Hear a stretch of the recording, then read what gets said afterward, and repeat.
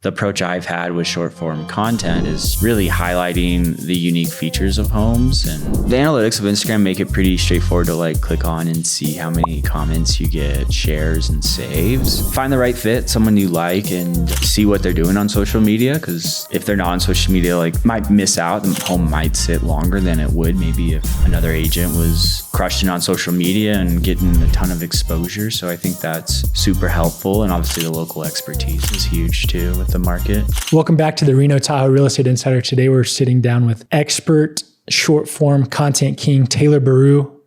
Taylor, thanks so much for joining us. How are you? Oh, I'm doing great, man. Stoked to be here in Tahoe, and looking forward to talking about short form content. I'm a realtor in Incline, Reno. I specialize in making short form content. In the past 6 months, I've been able to make 17 videos with each having over 100,000 views to highlight properties and meet new people and help out buyers and sellers along the way. Excellent. I've just dubbed Taylor the short form content king. For that reason, he's had over 17 videos, or he's now at 17 videos with over 100,000 views each. So that's a total of 1.7 million views across your short form content for buyers and sellers. That's extremely valuable, especially for a seller in today's market. What is the attention advantage with your short form content versus traditional marketing, such as, people that just list on the MLS or Zillow? I love that, especially using the word attention. It's crazy that like our attention spans are so short, right? Like when we're on social media and scrolling and looking through videos, like something really has to capture you so quick to stay engaged and like look at the video further. So with real estate, I mean, I think everyone or buyers usually are on Zillow, right? And looking for properties, getting the email alerts, but the approach I've had with short form content is just really highlighting the unique features of homes. And I usually pick out like the 3 best items and then have that as a caption. And so I've been leveraging Instagram for this because it seems like this day and age, like everyone's either on Facebook or Instagram. And I mean, it's in our phone. It's so accessible. So in a way, you could be scrolling and you could come across one of my home tour videos, and then you're like, whoa, what is this house? Yeah. And then you're sharing it to your dad or whoever. And then like, it just builds excitement. And then when I think other people start seeing a video that has like a lot of engagement, like a lot of comments and shares, they're like, oh my God, what is this? Because it's already viewed so much by other people. And then they click on the video and see the property. Also too, I think realtor photographers, like they usually do a good job, but sometimes they don't do the best job, like advertising a property. So I have a drone. That's something that I utilize a lot for the videos. And it seems like the bird's eye view is a great way to kind of advertise the home so people can see the land. Yeah, especially in Reno and Tahoe. It's so beautiful around. It's totally having that bird's eye view is so nice. And I agree. I mean, good listing pictures are great and a good video is great, but there's something about somebody like you that knows how to structure. There's so much that goes on behind the scenes. I'm a content guy too. There's so much that goes on behind the scenes of just structuring a good video, of thinking through, okay, what's the hook? What's the caption? What should I be showing here? How should I highlight this? Yeah, absolutely. There's so much thought that goes into it that it's not just, throwing up a video and hoping it does well, right? So yeah, as opposed to the MLS and Zillow, how is your approach? How's it helped reach new buyers?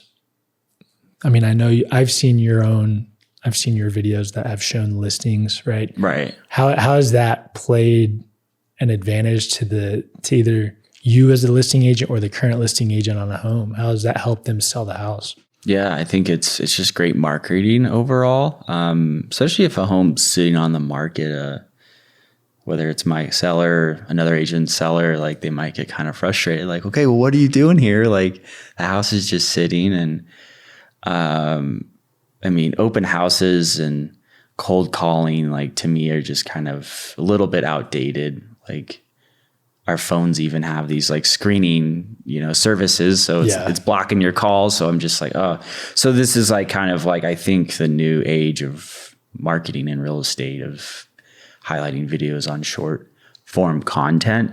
And it's kind of positioned me as like a relocation expert. I think these videos have kind of tagged locations. And so when people do engage, and I do follow up, majority of the people are moving here from out of state.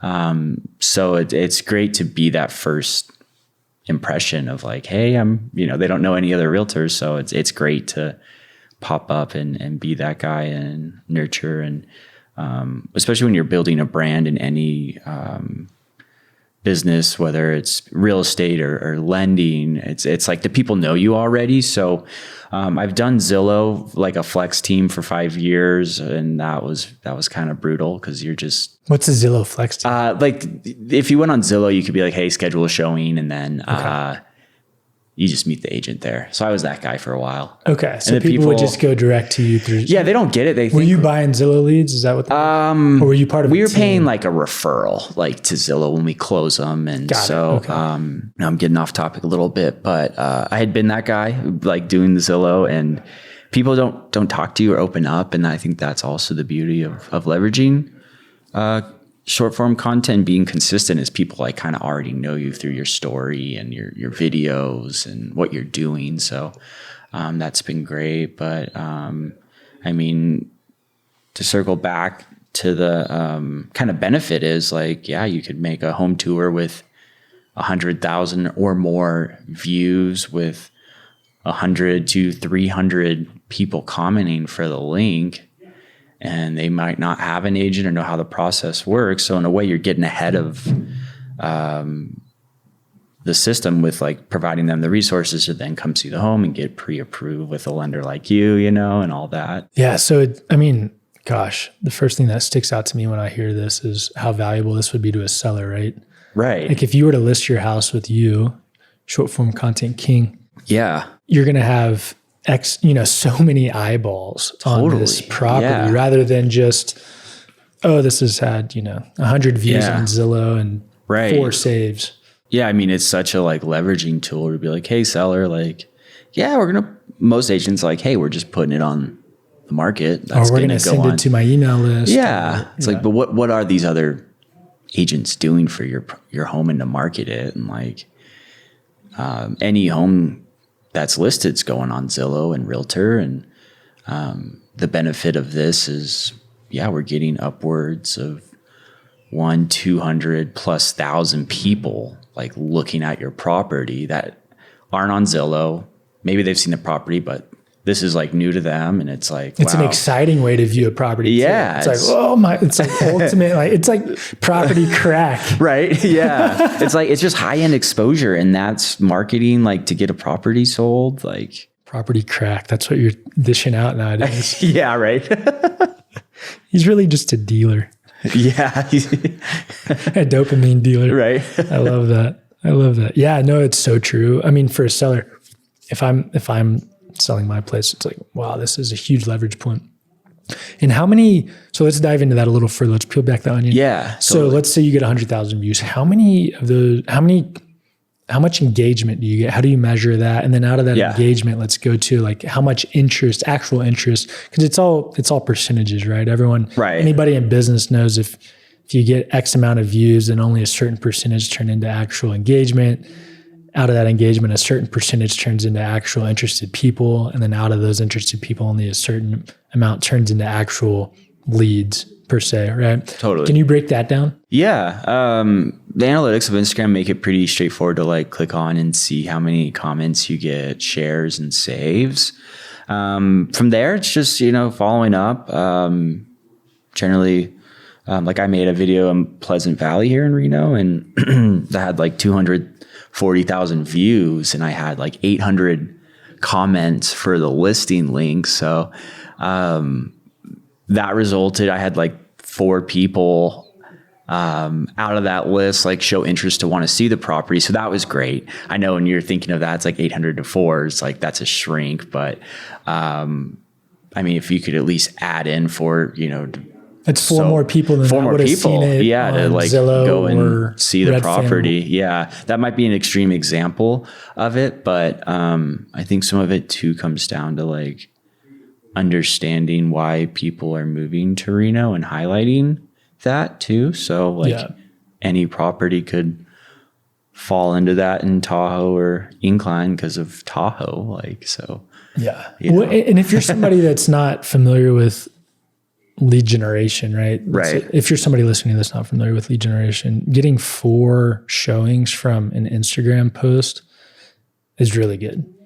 That's absolutely. It's really, really good. So, and being able to do that, you've had hundreds of thousands of views 17 times now, and that will continue to increase. You've only been doing this how long?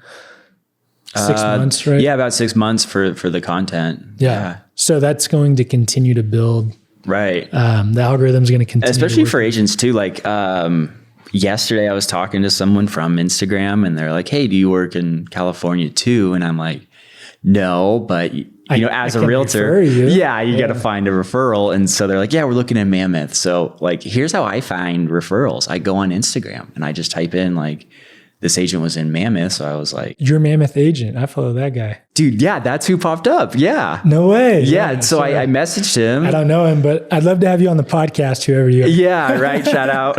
That's so funny because when I clicked on his profile yesterday, I saw that because you could see who follows people on Instagram, that you had followed him. I'm like, oh, that's so funny. And so, I messaged him and like, that's how I found him. Oh, so you did? You referred him. So I referred him a lead. Man. Yeah. We're going to tag him in this video. Right. Yeah. I'm going to cut this up and tag him. That'd be cool. Agent. Yeah. That's awesome. But yeah, I mean, as an agent, just if you grow, it's like, it's not just me looking on Instagram. There's a lot of agents doing it. So yeah, a lot of agents, a lot of buyers, a lot of sellers. It seems like everybody's on Instagram nowadays. Totally. Yeah. And Instagram does sync to Facebook. Yep. Seems like different demographics, right? Like Instagram seems to be like kind of the millennials and Gen Z, and then Facebook's the boomers. Yep. It's like kind of wild how that works. So if you're putting videos out as a listing agent promoting a video and you're like advertising to basically all ages or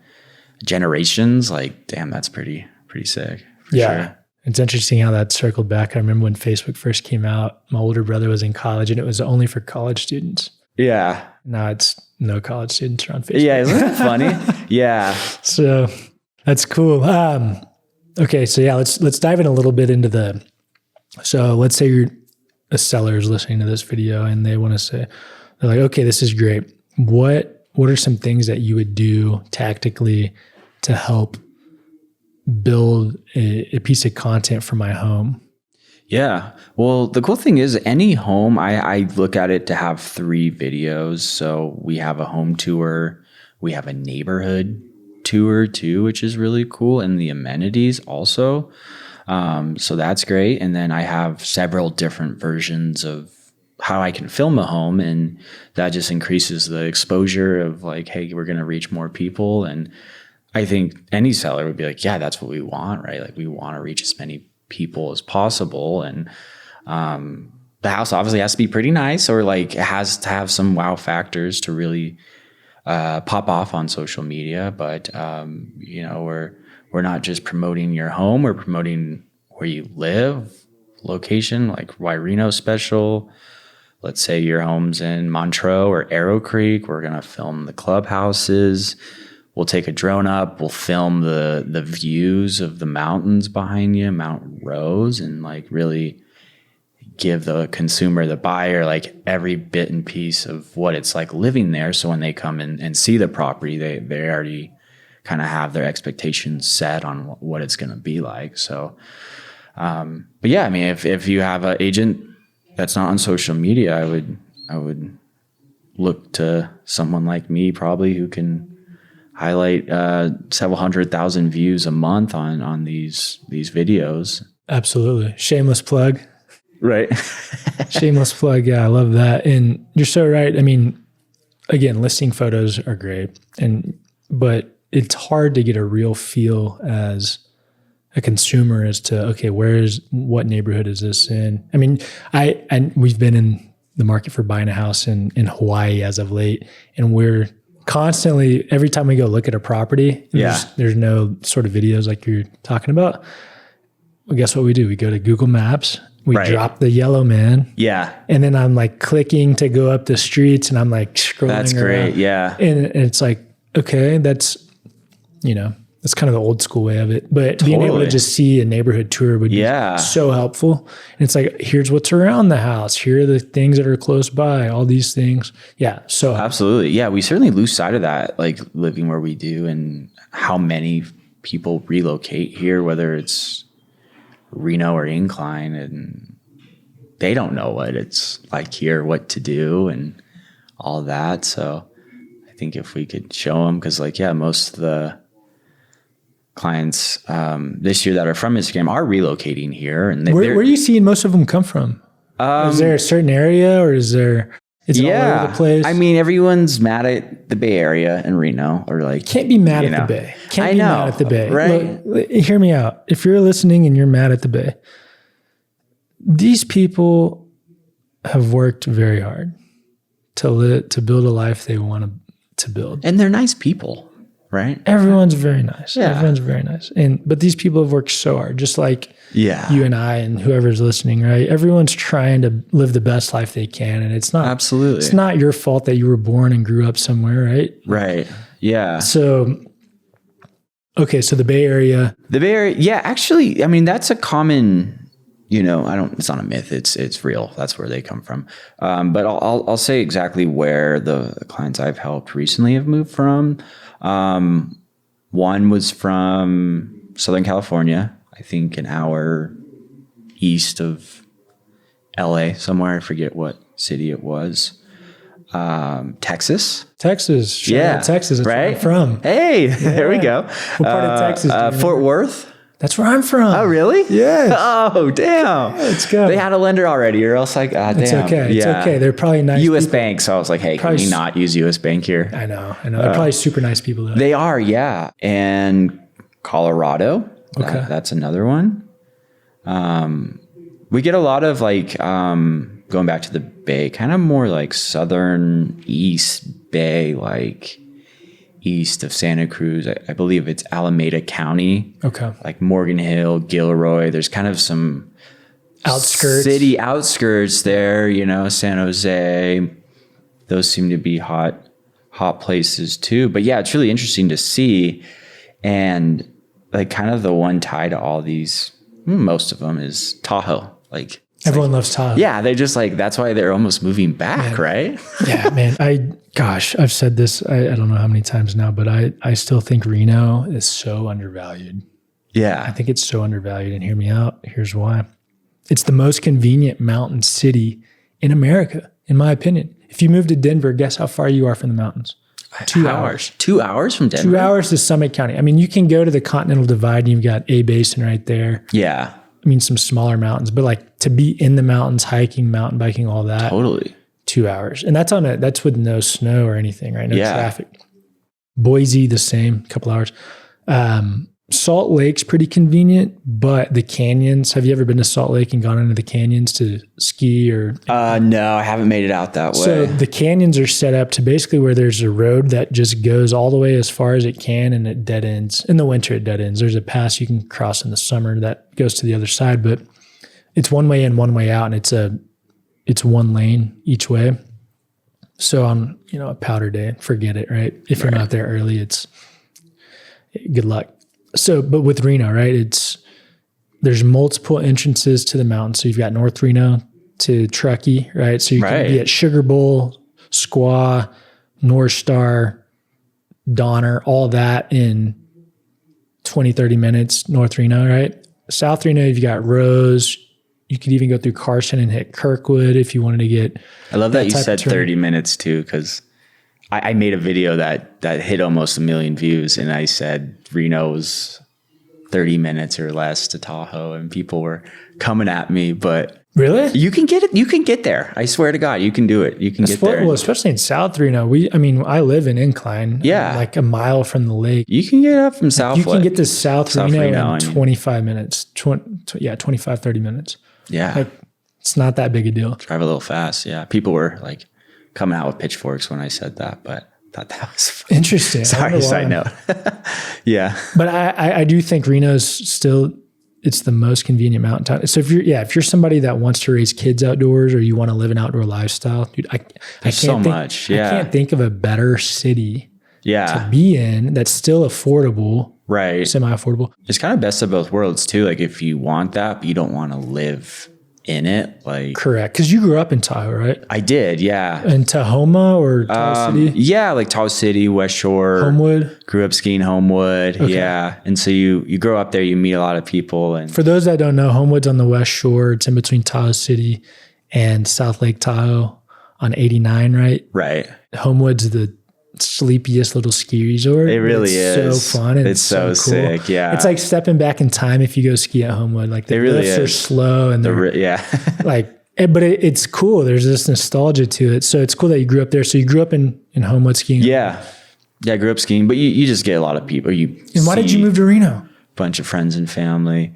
I moved here for high school, with my mom and, started loving it, and it's kind of a great mix of everything with... You moved to Reno for high school? Yeah. Got it. So you moved for high school, and you went to high school in Reno, and then you just fell in love with it. And yeah, just stayed, and seems like the way time's gone in Tahoe too, like COVID, and because around COVID, I was like, oh, maybe I'll move back and buy a place. And then it just blew up with prices. And you're like, wow, this is crazy. I know. You used to be able to get it like $300,000, $400,000 for a condo. Yeah. Okay. So that was a little bit of a tangent talking about how great Reno is. But so most of the people you're dealing with, they're moving up because they wanted an adventurous life. It sounds like they love Tahoe. Yeah. We're kind of getting like, at least for me, a good retirement amount of folks that like want Reno. They want Gardnerville, Verdi's, Hot, Mogul, like little pockets super close to Tahoe, where they can still have like the tax benefits and everything, and city amenities and stuff. Yeah, I agree. Taylor, thanks so much for joining. Man, it's been a pleasure. Short form content king. If you had one piece of advice for sellers in today's market, what would you give them? I'd say just find the right fit, someone you like, and see what they're doing on social media. Because I mean, if they're not on social media, like might miss out. The home might sit longer than it would maybe if another agent was crushing on social media and getting a ton of exposure. So I think that's super helpful. And obviously the local expertise is huge too with the market. Yeah. And I'll plug Taylor right now. If you're looking for somebody who's great on short form content and will get you thousands of eyeballs on your property, he's your guy. If people want to work with you, how can they contact you? Yeah, thank you. If you find me on Instagram or Facebook, you can shoot me a message. My name's just Taylor, Taylor, Baruh, B as in boy, Aruh. At Taylor Baruh on all the socials. Yep. Excellent. Taylor, I appreciate it, man. Thanks so much. Thank you. It's been a blast.